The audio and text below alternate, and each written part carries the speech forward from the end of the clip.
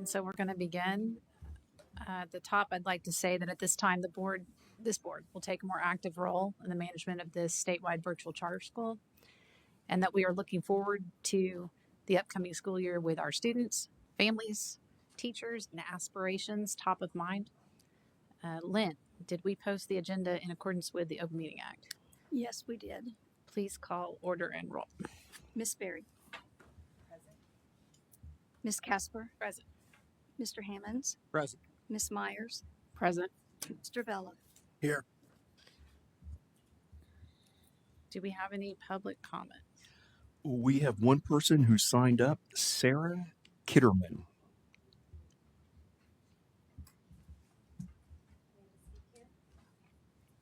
I wrote it out so that I wouldn't forget what I was going to say. Hi. My name is Sarah Kitterman, and I'm speaking today as both a concerned parent of 3 EPIC students, and I'm an EPIC special education one-to-one teacher. So 25-26 will begin my 4th year teaching here at EPIC. I've been hearing a lot of concerns about the recent changes from both teacher colleagues and parents, and so I'm going to kind of review some of those that we all have. Many of us, staff and families, feel there has been no transparency about what has happened and why it's happening. Like putting out an email that says we're being transparent, but didn't really say what's happened isn't really transparent. And one of my SPED teacher friends has shared with me that she used to feel that EPIC was the best place to be for teachers and try to convince all her teacher friends to make the switch to work here. But now she feels extremely undervalued and foolish for believing that. We are also wondering how cutting principals, teachers, response to interventionists, reading sufficiency act staff, how does that make us stronger and more able to serve our 30,000 students?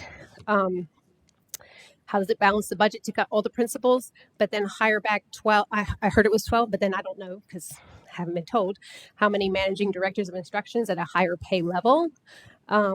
With these pay cuts, families that used to be able to support themselves with one job are now looking at needing 2 jobs.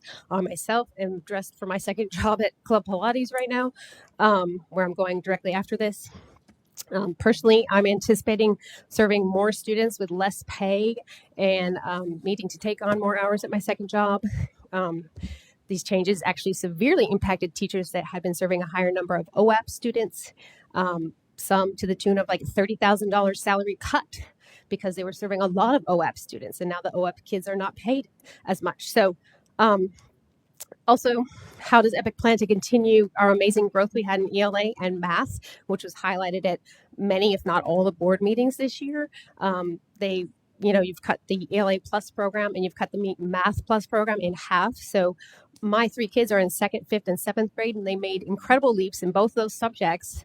And I'm their roster teacher, but they made those leaps this year with those programs beyond what I could do for them. Like how are all my students going to continue to make that growth without those programs anymore? How does EPIC plan to provide for the mental, emotional, and physical health needs of its employees now that it's taken away ClassPass? I personally attended a yoga class 3 out of every 4 Fridays for the last 2 years using my ClassPass. And every day I was grateful for that opportunity, knowing my employer highly valued my physical and mental health. But I guess I was wrong about that. And lastly, what measures are being taken to ensure EPIC doesn't have further and further financial crisis, which seems to kind of been with us forever? How are we going to set up like a truly clean, firm foundation moving forward so we don't continue to have these problems? Thank you. That was exactly 3 minutes. Did you plan that? Very. Thank you. Are there any other comments? Are we done? Okay. That's it. All right. Then I would accept a motion to go into executive session. I move to go to executive session. Okay. Miss Berry. Yes. Miss Casper. Yes. Mr. Hammonds. Yes. Miss Myers. Yes. And Mr. Vella. Yes.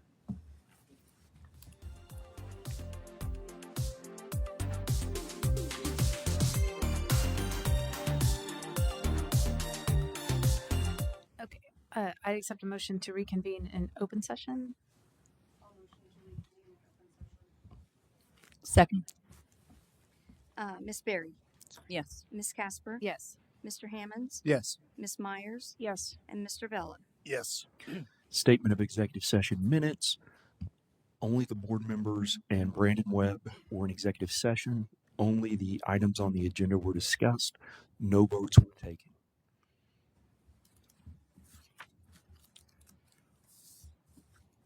I would, if I'm doing this correctly, Brandon, move pursuant to accept the resignation of Bart Banfield, effective upon whenever he sent it, and that his compensation, like the individuals that were just recently let go, will go through the end of the month. That is making that motion. I'll Second. Miss Berry, Yes. Miss Casper, Yes. Mr. Hammonds, Yes. Miss Myers, Yes. and Mr. Vella. Yes. All right, we are on to governance and we have board. Still have one more. Oh, sorry. Interim superintendent. Yeah. Oh, yeah, sorry. Okay, so I need a motion on that. I would like to make a motion that we appoint Justin Hunt as interim superintendent. Second. Miss Berry, Yes. Miss Casper, Yes. Mr. Hammonds, Yes. Miss Myers, Yes. and Mr. Vella. Yes. All right, now we are on to governance with board committee reports. Do we have anything from finance? Just that we met and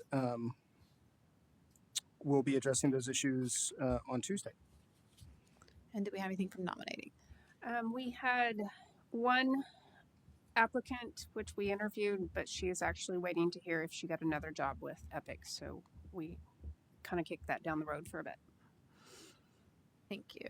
All right. Let's see. We have B, consideration of possible action to allow superintendent or designee to review applications for pathways. So there was a new law that was just passed regarding the Pathways program. And not only will it increase the age eligibility of students to age 30, they have allowed school boards to designate a superintendent or designee to approve those. As you know, last year the board approved it. So what happens when a student enrolls, as soon as they complete their ILP, the school can get credit, funds from the state for that student. And our students were being delayed perhaps a month or more. So EPIC was not receiving funds for those students. Now we will be able to get them enrolled and active much sooner, and EPIC will get the state aid for that. So, go ahead. I was just going to say, so it's the superintendent designee would be, instead of us approving the list, they can review the list and then just. There will be, and I still think we will have a Pathways committee with at least one board member there each month to review that. Okay. I would move to under B to allow the superintendent and designee to review the applicants for the pathway program. Second. Miss Berry, Yes. Miss Casper, Yes. Mr. Hammonds, Yes. Miss Myers, Yes. Mr. Vella. Yes. And now we are on to consideration of possible action to approve a district treasurer with the oath of office. Brandon? Michael, do you have a recommendation? Can-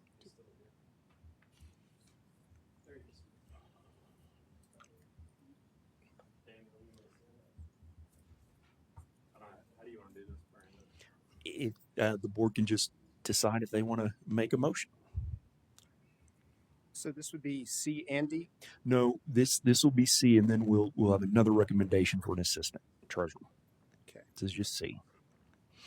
So I would move to approve the appointment of district treasurer, to approve the appointment. For Daniel Haynes. Yes. I'll second that. Miss Berry, Yes. Miss Casper, Yes. Mr. Hammonds, Yes. Miss Myers, Yes. and Mr. Vella. Yes. Michael, do you have a recommendation for an assistant treasurer? Dory Williams. And need more information. She's our executive director of finance and she's been with Epic quite a long time. So, make a great assistant treasurer. Okay. Accept a motion to approve Dory Williams. So moved. Second. Miss Berry, Yes. Miss Casper, Yes. Mr. Hammonds, Yes. Miss Myers, Yes. Mr. Vella. Yes. Michael, do you have a recommendation for encumbrance clerk? Emily Trumbley, she will continue as the encumbrance clerk. And I would so move to appoint her as such. Second. Miss Berry, Yes. Miss Casper, Yes. Mr. Hammonds, Yes. Miss Myers, Yes. and Mr. Vella. Yes.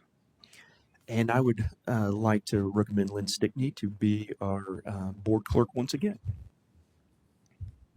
I move that Lynn be our board clerk once again. Second. Miss Berry, Yes. Miss Casper, Yes. Mr. Hammonds, Yes.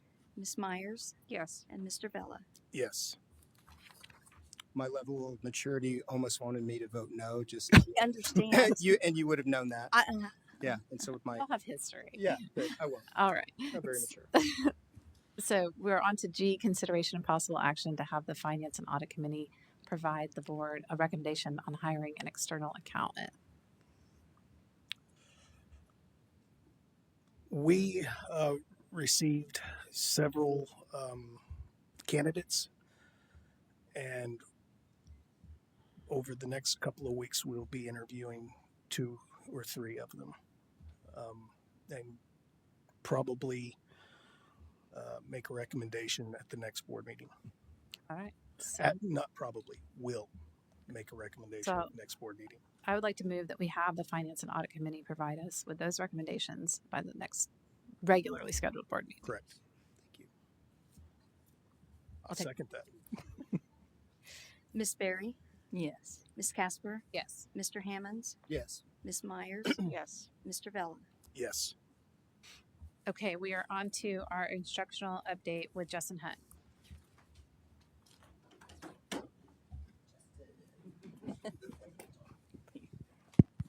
Okay. Thank you very much. I appreciate the trust and respect, and looking forward to moving into next school year for the 30,000 kids that need us and choose us as a school option. First, we have a video. Audrey Bewley was one of our valedictorians for this class of 2025. She was also EPIC's first Oklahoma Foundation for Excellence academic all-stater.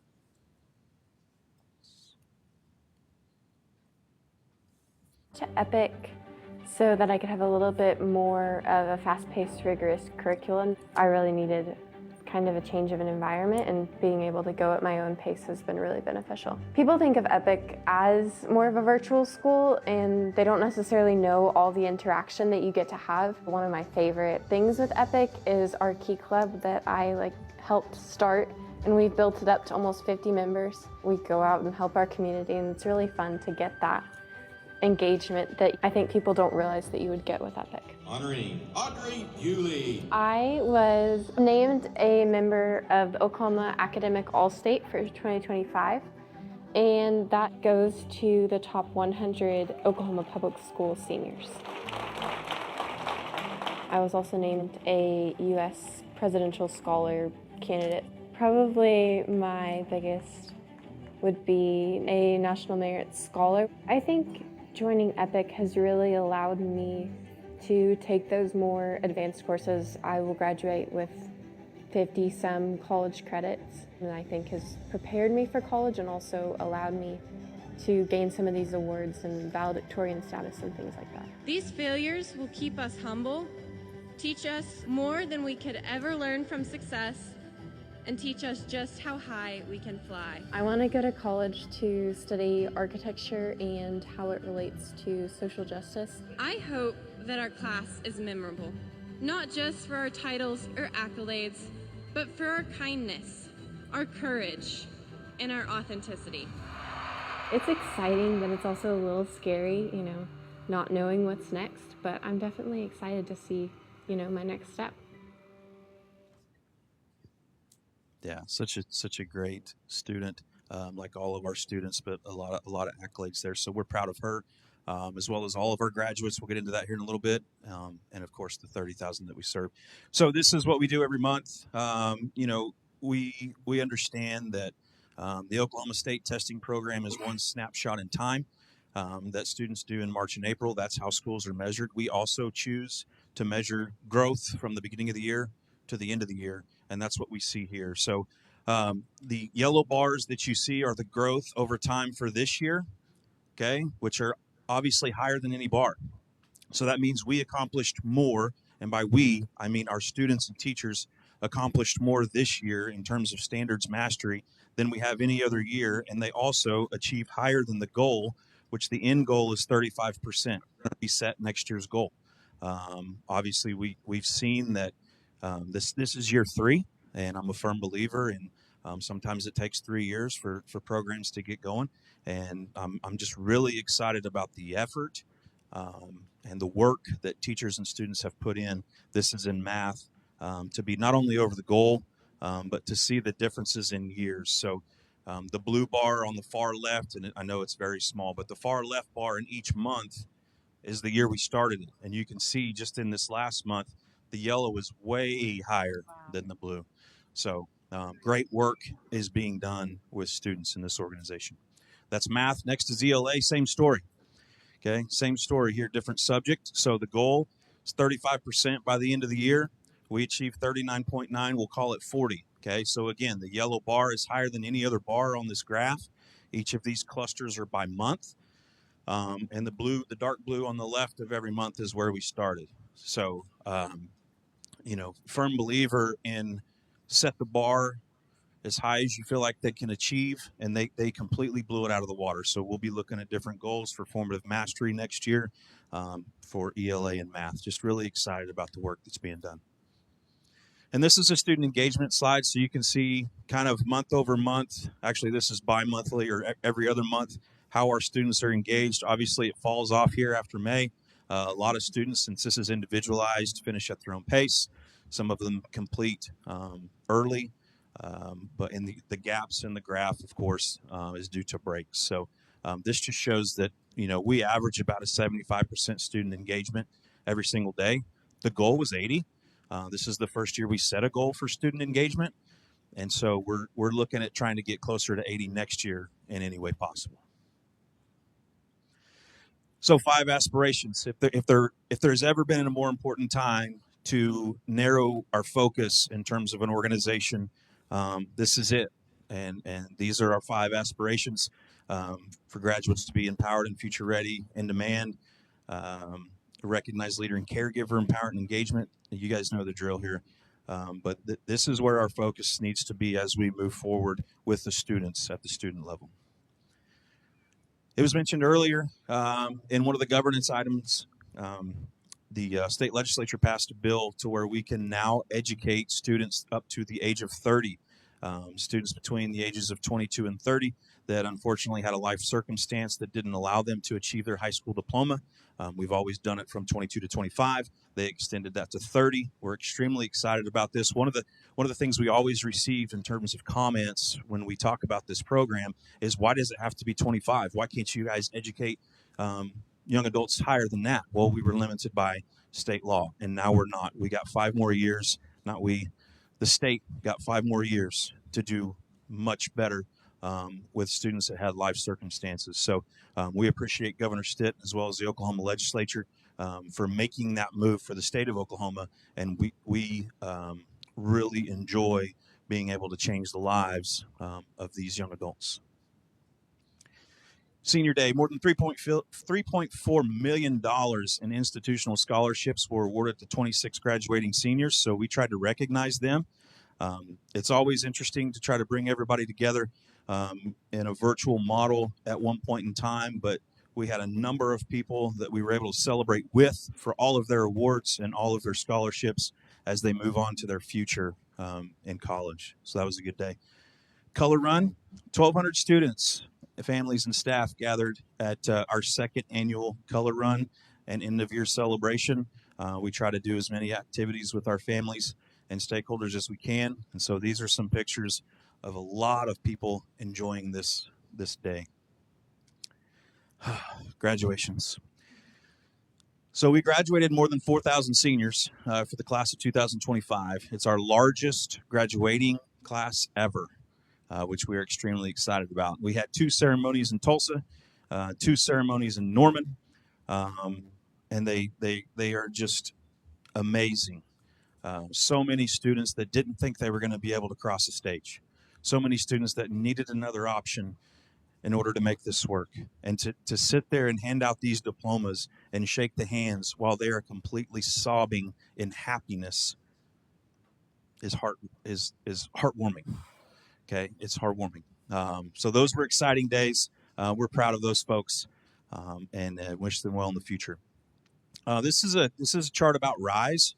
RISE is a program that we created a couple years ago for students that are behind cohort in order to bring them back on cohort and get them graduated. I think that the summation of this slide that I'd like to focus on is we have had 180 total graduates for our RISE program.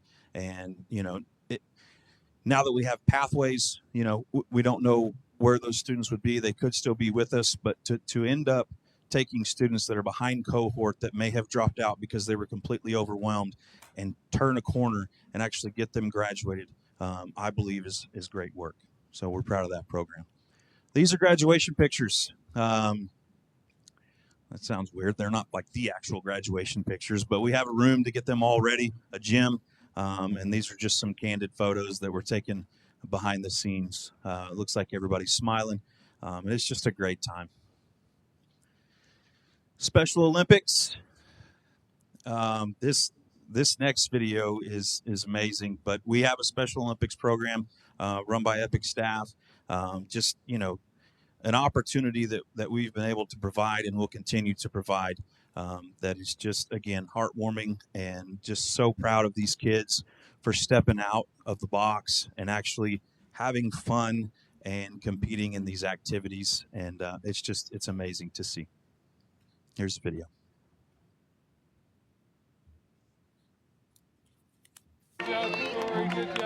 A lot of our students who are a part of Special Olympics face challenges that other students don't face on a daily basis. And on these days when they're with us and they're competing with Special Olympics, there is excitement and success and joy and inclusion and a place where they are valued and celebrated constantly throughout the day. Eli is excited to come to Special Olympics because he is allowed to be himself completely with his peers. At Special Olympics, he gets to practice his social skills that he's been practicing all year long while learning about teamwork and learning how to have fun. Winning medals, hang out with your friends. I recommend doing it. It's all about the experience. Maybe you would get something out of it. And the fun. When we get to see Eli compete on the field or on the track, it's incredibly rewarding knowing that he is in a world just for him, where the world is completely cheering him on. And he can feel it. Incredible. It's really emotional to watch students who are not always accustomed to succeed. There's a lot of emotion that is wrapped up in that for them. There's a lot of tears when they win. There's a lot of jumping up and down and joy and excitement. And most of the time, we as coaches are crying and jumping and excited right along with them. Moments that those kiddos will know forever, will cherish forever. So, again, thank you all. I appreciate the trust. I'm excited to move forward and do what we need to do to serve the 30,000 students and families. Thank you. Thank you. Thank you. Now we are on to the consent agenda. I would move that we table the entire consent agenda, items A through CG, the entire consent agenda until our next special meeting, to give us more of an opportunity to really see what's going on here and what we're being asked to do. I second that. Miss Barry, Yes. Miss Casper, Yes. Mr. Hammonds, Yes. Miss Myers, Yes. Mr. Vella. Yes. I'd accept a motion to adjourn. I will motion to adjourn. Second. Miss Berry, Yes. Miss Casper, Yes. Mr. Hammonds, Yes. Miss Myers, Yes. and Mr. Vella. Yes. Thank you, everyone.